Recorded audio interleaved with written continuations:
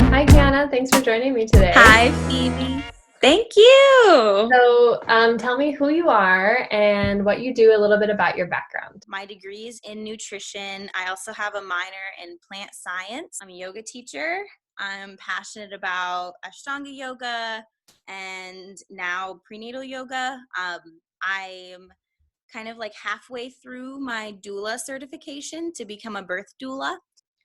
I wanted to talk to you today because I know you're vegan, and hmm I wanted to share a little bit on the inside scoop of what it means to be vegan and how that looks like for you, and how someone who might want to become more plant-based could have an easier track to getting there. Yeah, I've been vegan for like 3.5 years now, and definitely it was a learning curve. So I think this is like a great conversation to have for people wanting to go plant based. Um, my meals are, I want to like laugh and say a lot of rice and beans, but it's not only rice and beans. So rice and beans are like staples that I always have because they're like tend to be the most economic bulk food items. Also, rice and beans together make all of the complete amino acids, and there are some other grains and vegetable and legume combinations that do that as well. So it's just a really great base for any food that I'm making. Um, so yeah, rice, beans, and vegetables is like a classic lunch, dinner, like on a budget, also don't have a lot of time kind of meal. I also really love breakfast and breakfast foods. So I'll make pancakes or waffles sometimes, toast with nut butter, avocado toast, beans and toast. Love it. Other than that, pasta. I like to make gnocchi, which are like a potato pasta.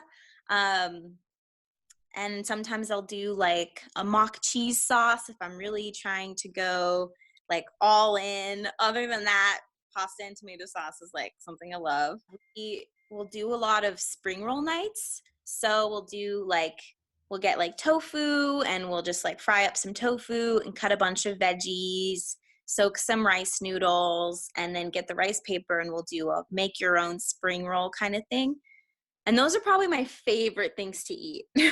We love food in our household, so there's always a lot of cooking going on. And I feel like that's a big deal going plant-based is getting into cooking and being comfortable cooking. In this a little bit about the complete amino acids and getting protein. How do you manage that? How do you make sure that you're getting all the nutrients you need and all the protein you need? Does it feel like you're constantly sitting there, like writing things down, that it's this process? Does it feel easy? How do you make sure that you're getting sufficient amounts? Whenever I'm eating a meal, I like to think of eating something from each of the macronutrient groups. So macronutrients are carbs, proteins, and fats. So whatever my meal, I like to think that I'm getting a carb, a protein, and a fat. And then usually the rest will fill in itself if I'm eating vegetables with it or fruits. So for instance, rice and beans isn't the only combo that makes complete amino acids. I can also eat quinoa with any other vegetable, and that makes a complete amino acid. Whole wheat toast with like nut butter has a lot of amino acids in it. So I like to think like whole grain sources like rice or wheat kind of bread or like some good bread, or pasta or which might not be a whole grain, but I don't know, it depends. Um, and then I'll put a protein source with it, so beans or nuts or tofu. Um, and then I'll cook with some fat, so like some vegetable oil or maybe do like avocado. Um, yeah, the sky's the limit with that. Maybe some just drizzle of oil on top of whatever I'm eating. And then I fill in the holes with fruits and vegetables that I enjoy. I love to make a salad with some fresh greens. I would really encourage people to experiment with different dressings and sauces that make food exciting.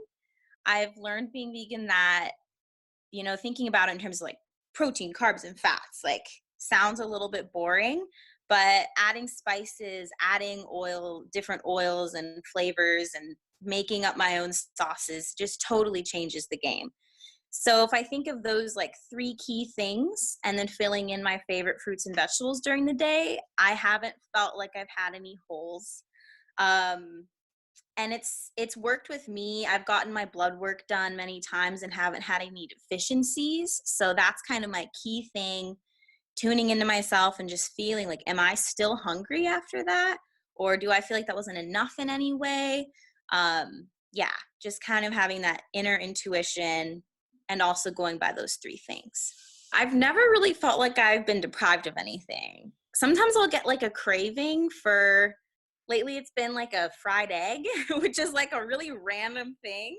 But I mean, when I have like waffles and pasta and like wonderful sauces and all these things to choose from, then I don't really feel like I'm missing much. I'm curious how you feel now health wise and if that's different than before you were vegan. Well, I'm feeling good health wise. Going vegan also coincided with other lifestyle changes that I made, which included like starting to really dive into my yoga practice. And I started going on more walks and going outdoors more all at the same time. So I have felt a lot better going vegan since I did before. I used to have kind of like a mental difficulty around food, like feeling guilt after eating certain food and stuff. And I don't know how, but being vegan has helped with that because I really never feel like I overeat a ton. Like I never feel, even if I ate a big meal, I never feel like nauseous or too full afterwards. I think I realized after going vegan that I had a sensitivity to dairy that I never addressed before. So that helped a lot. Yeah, cutting out certain foods has definitely made my gut change. And now the foods that I reach for are kind of the ones that just sit better with me, anyways. And they're always plant foods now. What would you hmm say were some of the most challenges of going plant based? Mentioned a little bit just now, like my gut. I think the biggest challenge was the adjustment period. So when I went towards plant based, I didn't go straight from like eating everything to being vegan. I don't recommend that for people. I think that's like a really drastic change to make. What I did is I first cut out red meat and chicken. Then I cut out dairy. Then I cut out eggs and fish. It was like, it took a year or so. And when I finally went fully vegan, and a lot of long term vegans will say this, my gut had to adjust. So I wasn't giving it eggs anymore. I wasn't giving it fish anymore or yogurt or the things that I was eating day to day that my gut microbiome like got used to.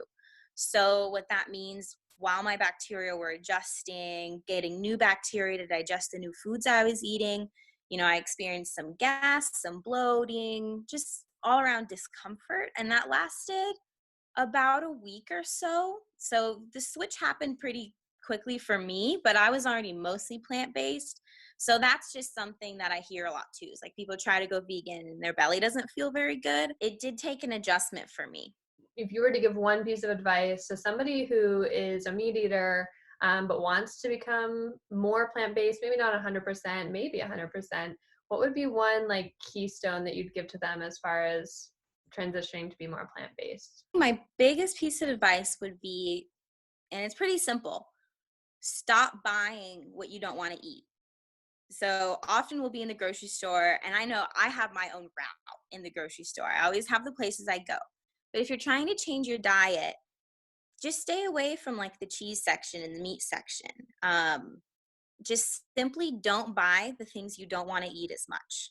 So if you have it at home, I would say like finish it. I don't like to waste food. But if you have it at home, you're going to eat it. So if you buy a bunch of cheese or buy the same amount of meat products that you were before, you're probably going to still eat that. But if you buy more vegetables, if you buy some like nice quality pasta or some cool rice. There's like all these things out there now. Then you'll be excited to eat that, and that'll be the plant-based thing that you'll be making. So just find the new plant foods you like and buy those instead of the things you're used to buying that are animal products. Is there anything else you want to add?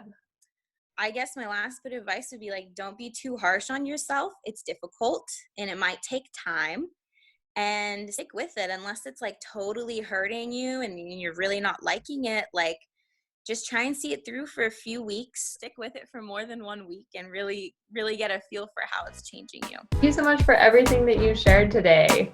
Of course. Thank you for inviting me to share.